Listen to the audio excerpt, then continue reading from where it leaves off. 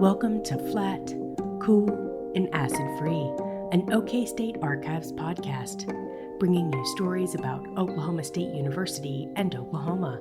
I'm Nina Thornton, multimedia producer for the OSU Libraries.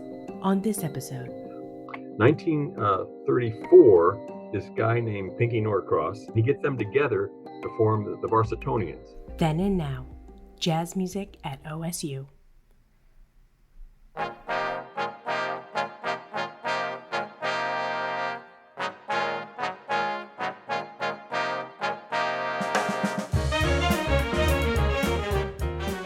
Jazz history. Well, it happened in the port of New Orleans. A mixture of cultures, rhythms, and sounds, and an abundance of musical instruments to play gave a bustling New Orleans its jumping-off point to launch the jazz scene in the 1920s. A mix of ragtime, big brass, and African rhythms filled the air, and a new kind of dance band was formed. My name's Dr. Tommy Poole. I am Director of Jazz Studies and Associate Professor of Music here at OSU. So there was all these musical influences happening there at the time.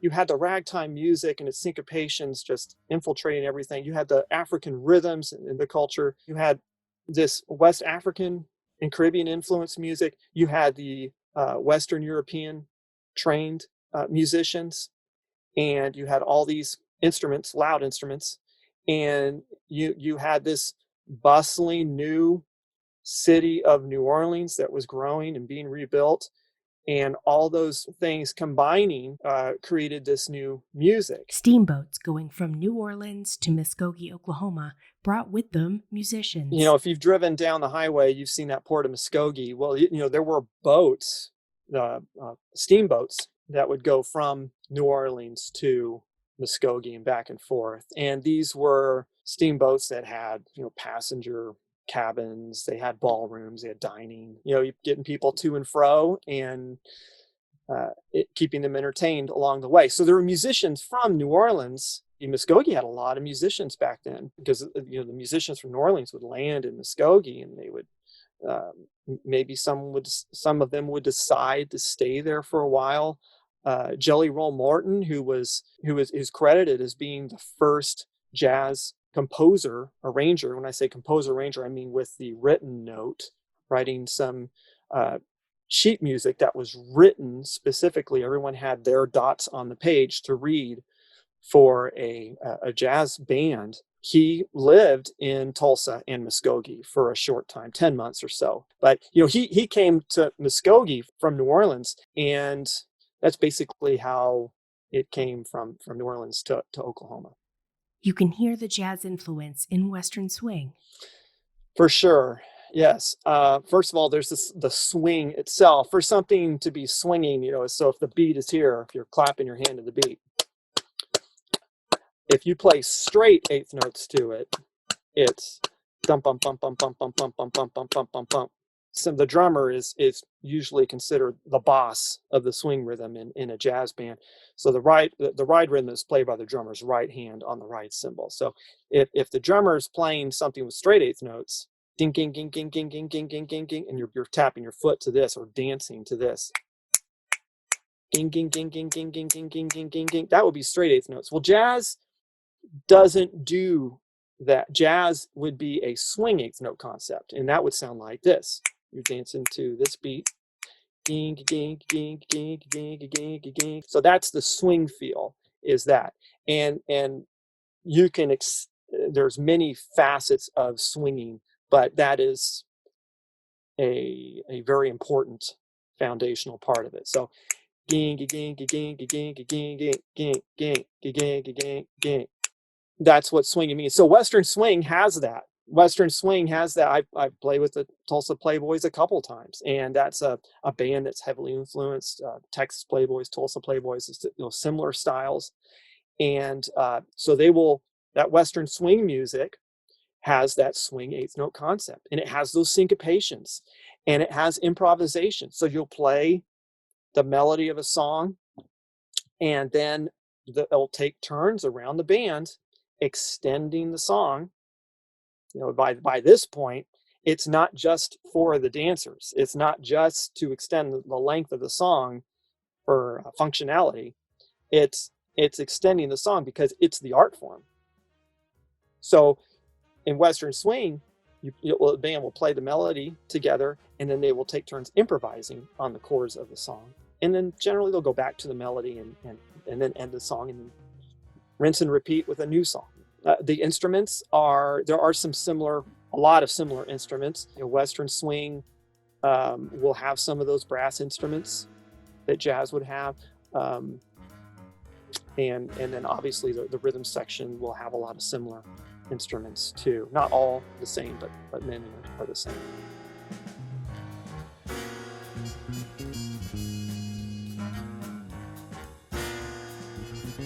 I am David Peters, head of the OSU Archives Department and associate professor in the University Library. At Oklahoma Agricultural and Mechanical College, it began with 5 young musicians in 1925.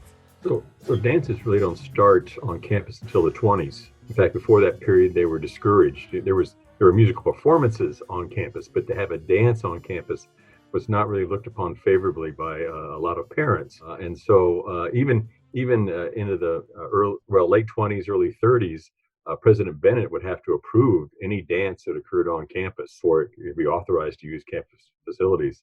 So what students did is, of course, they got around it. There was the Ficus Hall, there was Swims, which is over on Elm Street. There was Peck's Lodge, which is over on the corner of University and Knobloch. Katz, which used to be a department store downtown on Main Street, but it had a second floor where they would hold dances.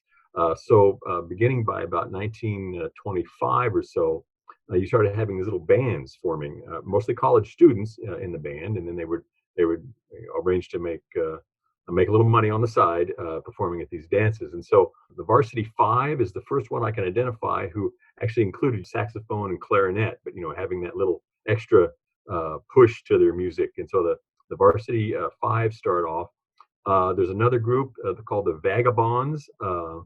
And by 1927, 28, the Vagabonds and the Varsity Five, enough, I guess, guys have graduated and other people have come in, but they form one group called the Varsity Club.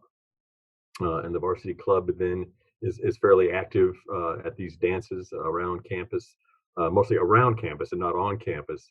There's other groups called the Collegians, Bus Jones Orchestra, J. Price Band. So there's these little groups, usually 5 to 10 members that are performing at these dances. And they're performing mostly early swing kind of music, dance music. 1934, this guy named Clement Norcross, he went by the name Pinky Norcross. He gets these remnants from the Collegians and Bus Jones, his orchestra, and the J. Price band. He gets them together to form the Varsitonians. And the Varsitonians are made up almost exclusively of college students. And the Varsitonians last from 1934 to 1952. So they're the longest running group. Their personnel change over time quite a bit, but that's the longest duration. And by the mid 30s now, there are places on campus that are more conducive to dances. And so what we know is the architecture building now was the old, it was the armory. It was the gymnasium on the second floor. Then became a dance floor late on Friday nights or Saturday nights. With the approval of the president, of course. But that you had these venues now. 1950, the first event that takes place at the new Student Union, September 1950, is a Varsitonian concert in the new ballroom. So now you have these new venues on campus that provide space for people to dance and to have these bands. And by now they're 12 to 15 members in the band. They're mostly playing more of the Glenn Miller, Benny Goodman style of music, not so much like the Duke Ellington and the Count Basie and Louis Armstrong. And you have to remember also, 1949 is the first time we have Black students enroll at OSU. And so there's a change happening. In fact, by 1950, we invite Duke Ellington to bring his orchestra to campus. 1951, Louis Armstrong comes to campus. So there's a change going on. But even before that, even some of the members of the Varsitonians used to hang out at a place called Rock Castle. It was a dive east of Stillwater, and there were Black musicians who were there too, who often performing at the Rock Castle. And after all the sets were done, the guys would all get together and play, just for their own enjoyment. And so you had members of Varsitonians with these black ensembles playing music together. But it was a chance for musicians now to get together, in the Stillwater area and begin sharing some of these variations and music interests. Now, they would not only do campus stuff, but they would tour around the state of Oklahoma. So they'd go to Oklahoma City, Tulsa, Muskogee. They'd go to Enid. Sometimes they'd go out to Amarillo or down towards Dallas. So, they covered some territory, but they weren't ever officially a university group. They were just university students who took advantage of the opportunity to perform on college campuses. They performed at dances, athletic victory celebrations. They traveled together to play and were featured on the radio. They were named the nation's most outstanding college dance band in May of 1948 by the Mutual Broadcasting System. Members like Barney Kessel, Jimmy Baker, Coleman Smith, and Wayne Miller went on to have careers in music. My father-in-law played stand-up bass in the Varsitonians in the late 1940s. He goes on to a music career, teaching at high schools, but also he taught at the Interlochen Arts Camp in Michigan for a number of years with their orchestra up there, teaching the strings. He comes back to Oklahoma State University in the mid-60s and is a conductor of the OSU Orchestra for, I think, 10 or 15 years. And his start really was playing stand-up bass in the Varsitonians. The knowledge you can attain while learning jazz music can be applied to so many different things. And for him, he made a career out of it. He's still alive. He'll be 93 next month. So jazz keeps you young. Yeah. The Varsitonians were around for 18 years, had a total of 125 members, and jazzed it up for the last time in 1954. Today, jazz still thrives at OSU. The OSU Jazz program now has those two large ensembles, and then has the jazz combos. We have some jazz academic courses now, so teaching the like I was saying, the theory or the grammar, the theory of jazz music. We've got 2 jazz theory courses. We have a jazz arranging composition course. And the program, the OSU Jazz program, is becoming more and more recognized internationally now. And it's been quite a gas to see, to use an old 1950s term. We're internationally getting recognized here with that Jazz Education Network invitation that occurred last year. It's a blind submission process judged by directors of jazz studies at various universities around the country and perhaps world. And for the OSU Jazz Orchestra to get honored to invite there's only, a couple of collegiate schools that get invited every year to do that. It's not many. I mean, literally 2 or 3. And to get invited to perform at that was really is a real fun experience for the students to get to play. The world's greatest jazz musicians are walking down that hall, as we're playing.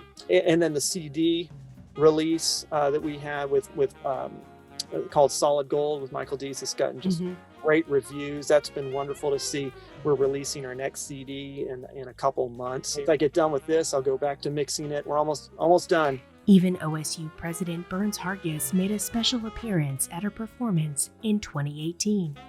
That's right. Yeah, that was great to have him. I don't know if you've gotten a chance to hear him, but yeah, he can play. He sounds good.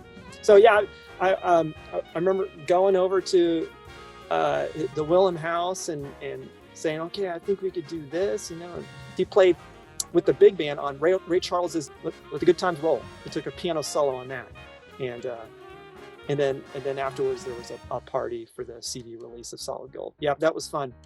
Looking for items in the archives related to the Varsitonians and the music scene on the Oklahoma State University campus? Check out the links in the show notes. So the number of images can be found in the old OSU yearbooks. A lot of these groups I mentioned are found in there. We have those from about 1910 to 1991. We have yearbooks. There are a number of articles that can be located in the student newspapers, the old Collegian, and before that it was the Orange and Black. So all the articles, advertisements you can find in those publications. We'll have some images in the archival collections, and we'll have things like dance cards from these events where people would sign up for, to get individuals to agree to a dance with them on a card. So we have items like that to tie in. And plus we also have a number of scrapbooks, usually from fraternities and sororities, in which they highlight dances and activities, events that they attended. So we have those kinds of materials. This episode featured David Peters, head of the OSU Archives, and Dr. Tommy Poole, Director of Jazz Studies at the Michael and Anne Greenwood School of Music, and was produced by Nina Thornton. Theme music is It's a Process, composed by Ben Stone and Finley Green, and published by BBC Production Music, PRS. We will leave you with the song Out Front, composed by Tommy Poole, from the album Solid Gold. The album features OSU Jazz Orchestra and Grammy Award-winning trombonist Michael Dees. From the folks at Oklahoma State University Libraries and the Archives, thanks for listening, and always remember to keep your archival material flat, cool, and acid-free.